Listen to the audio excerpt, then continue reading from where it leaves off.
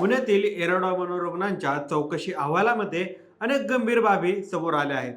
त्यात रुग्णालयाचे अधीक्षक डॉक्टर सुनील पाटील यांना लाखो रुपयांचा भ्रष्टाचार केल्याचा ठपका ठोठावण्यात आला आहे. मनोरुग्णांची अंतवस्त्र, आहार आणि गरम पाण्याचे हीटर अशा गोष्टींमध्ये बनावट बिल तयार करून लाखो रुपयांचा शासकीय निधीचा अपहार झाल्याचा आरोग्य विभागाच्या चौकशीच्या अहवालातून समोर आला आहे.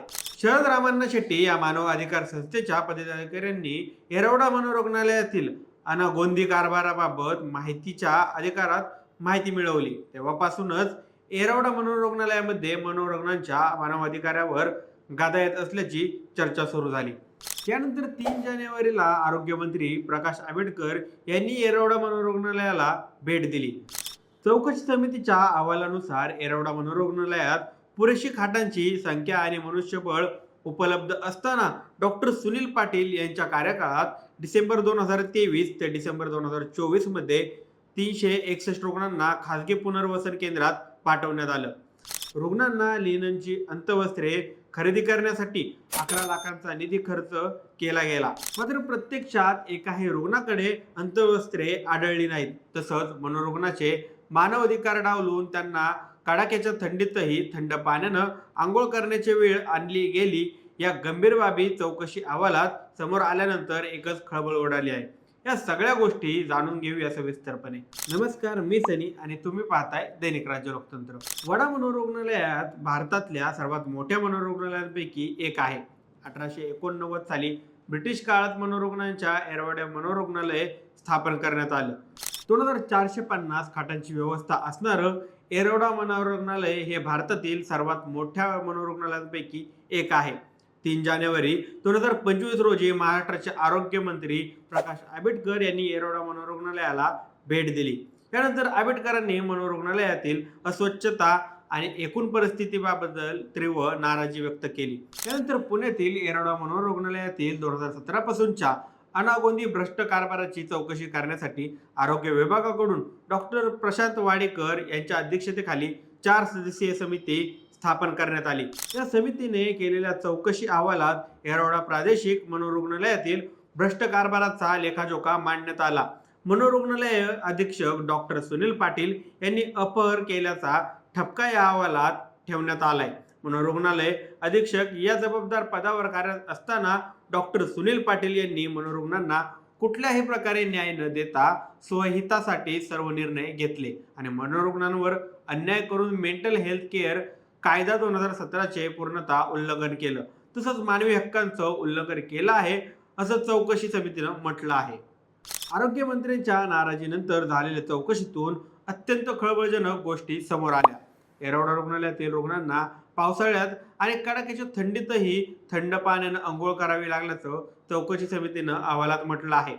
हीटर संदर्भात अहवालात म्हटलं आहे की मनोरुग्णालयात सोलर हीटर बंद असल्याचं दिसून आलं.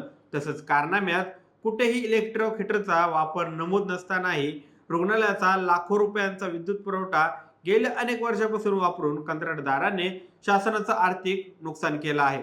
तसंच या संपूर्ण प्रक्रियेत कुठली प्रशासकीय प्रक्रिया पार न पाडता 73 लाखांचा अपहार केल्याचं समोर आलं आहे. समितीनं 18,55,000ची रक्कम शिफारस केली असताना अधीक्षक डॉक्टर सुनील पाटील यांनी 38,71,000 रुपये खर्च करून शासकीय रकमेचा अपहार केल्याचं या चौकशीत अहवालात नमूद करण्यात आलं आहे.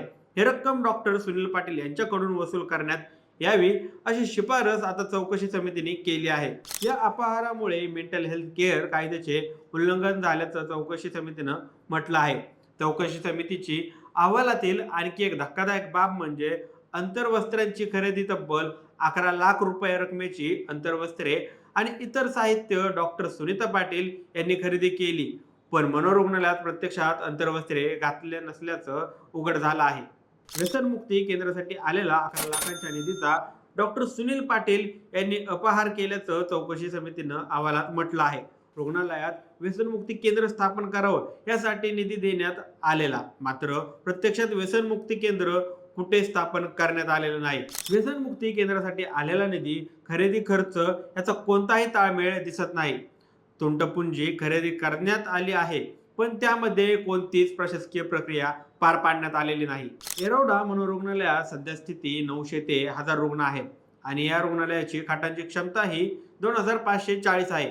ही क्षमता असतानाही अधीक्षक डॉक्टर सुनील पाटील यांनी डिसेंबर 2023 ते 2024 या काळात 361 रुग्णांना खासगी केंद्रात पाठवण्याचा निर्णय घेतला. खासगी पुनर्वसन केंद्रात सरकारी मनोरुग्णालयातून रुग्ण पाठवण्यात आल्यास प्रत्येक रुग्णामागे अशा खासगी पुनर्वसन केंद्राला सरकारकडून 12,000 रुपयांचा निधी मिळतो. हा सरकारी निधी डॉक्टर सुनील पाटलांच्या निर्णयामुळेच खर्च झाल्याचं उघड झाले. किंबहुना अशा खासगी पुनर्वसन केंद्रात एकूण 18 मनोरुग्णांचा मृत्यू झाल्याचंही समोर आले. या खासगी पुनर्वसन केंद्राची आणि खासगी मानसिक आरोग्य केंद्राची तपासणी नोंदणी याबाबत कोणत्याच प्रकारे प्रशासकीय प्रतिक्रिया न पार पाडता डॉक्टर सुनील पाटील यांनी संबंधितांना प्रमाणपत्र दिल्याचंही ठपका ठेवण्यात आला आहे. या खासगी पुनर्वसन केंद्राची आणि खासगी मानसिक आरोग्य केंद्राची तपासणी नोंदणी याबाबत कोणत्याच प्रकारचे शासकीय प्रतिक्रिया न पार पाडता डॉक्टर सुनील पाटील यांनी संबंधितांना प्रमाणपत्र दिल्याचाही ठपका ठेवण्यात आला आहे. अशा प्रकारचा भ्रष्टाचार आता मनोरुग्णालयात होत असल्यामुळे इतर शासकीय रुग्णालयात काय परिस्थिती असेल याचा विचार देखील केला पाहिजे. राज्य सरकारने अशा भ्रष्टाचारी विचाराला वेळीच रोखलं पाहिजे. या माहितीबद्दल आता तुमची काय मत आहेत आम्हाला कमेंट करून नक्की कळवा आणि जर राज्य लोकतंत्र चॅनलवर नवीन असाल तर चॅनलला नक्की सबस्क्राईब करा. धन्यवाद.